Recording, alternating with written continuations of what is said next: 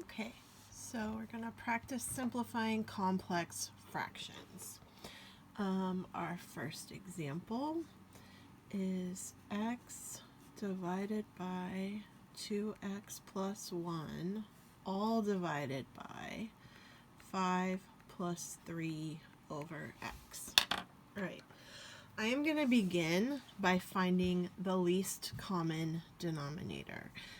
I need to look at this denominator right here and this denominator right here. So my least common denominator, well, they don't have any factors in common.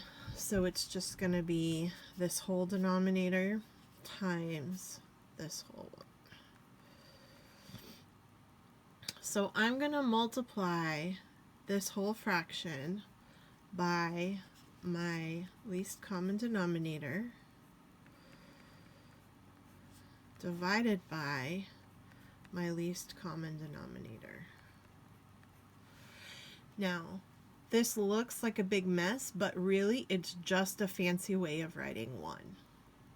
And for some people, it is confusing to see how it lines up, so we can even add 1s so we can see that this is the numerator that's going to cancel out with this denominator, and this is the numerator that's going to cancel out with this denominator.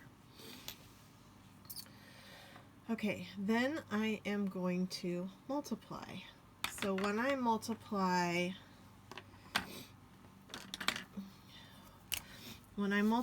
these together, 2x minus 1 and 2x minus 1 divide out to make 1. So I am left with this x and this x. That's all that's left on top. Down here, I need to make sure that I multiply this whole thing by both terms in this first fraction. Sorry, there's some weird glare happening here. There we go. So I'm going to multiply 5 times x times 2x plus 1. So this times this whole thing plus, now in this case, the x and the x are going to divide out to make 1, so I'm left with my 3 and my 2x plus 1.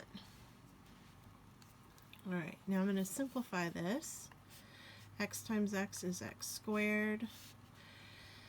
This is 5 times x times 2x, which is 10x squared. And I have to take all of this times both of these. So 5 times x times 1 is 5x, plus over here I also have to distribute. So I have 6x plus 3.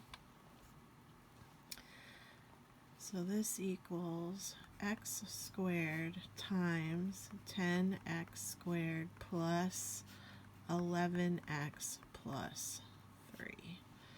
And that is my solution. In this case, I can tell I can't factor an x or an x squared out of this, so I don't need to factor it, but you could also write this in factored form. So this would be 11 and 30. Remember, this is your b value. This is your a times c. Two numbers that multiply to make 30 and add to make 11 are 6 and 5.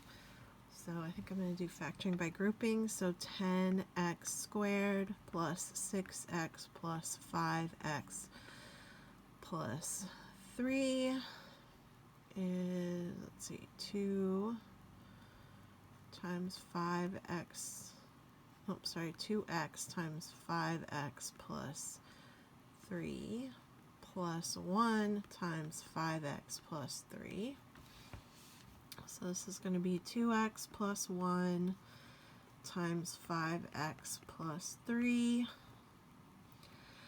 So you end up with x squared divided by 2x plus 1 times 5x plus 3.